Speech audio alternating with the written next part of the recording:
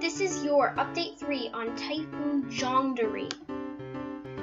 The information on Typhoon Jongdari is of 8 o'clock Eastern Time on Friday, July 27, 2018. The location of the storm is 28.2 degrees north, 144.6 degrees east. The winds of the storm are at 110 miles an hour and a pressure at 965 millibars.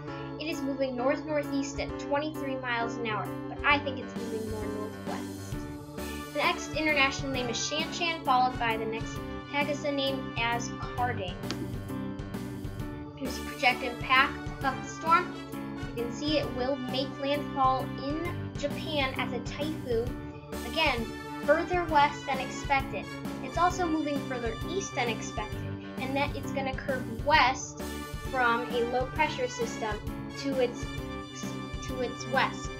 Then it will, as it moves across Japan, it will weaken and then it will emerge off Japan and no longer a landfall in South Korea, but there's still a possible chance of a landfall.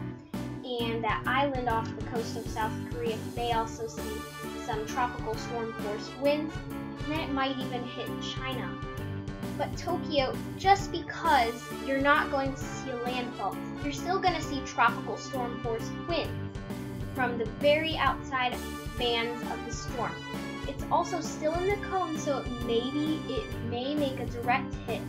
It's still too early to see where it will exactly make landfall, but when it gets closer to landfall date, we will know where it will make landfall. Sea surface temperatures for the storms is very, very warm up until landfall, unless it continues to move northeast. But it will move towards Japan, weaken, and then probably weaken some more as sea surface temperatures near west of Japan will cool down a little bit. Not a ton, but a little bit, making the storm weaken.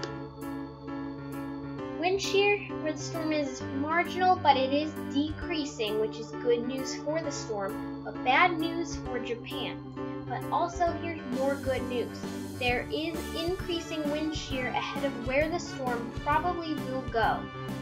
Then, as it emerges off of Japan, it will be decreasing, so that is bad news for China and South Korea. But right now it's in marginal shear, and it is probably taking over the storm, as you will see in satellite imagery. Here it is.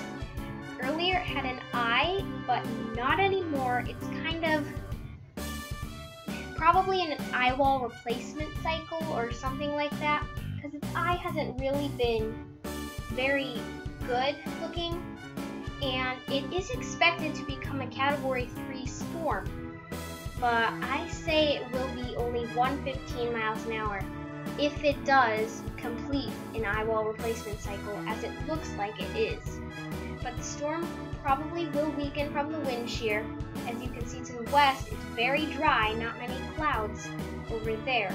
But the storm will probably strengthen to a Category 3 storm, but it will not make landfall in Japan as a Category 3.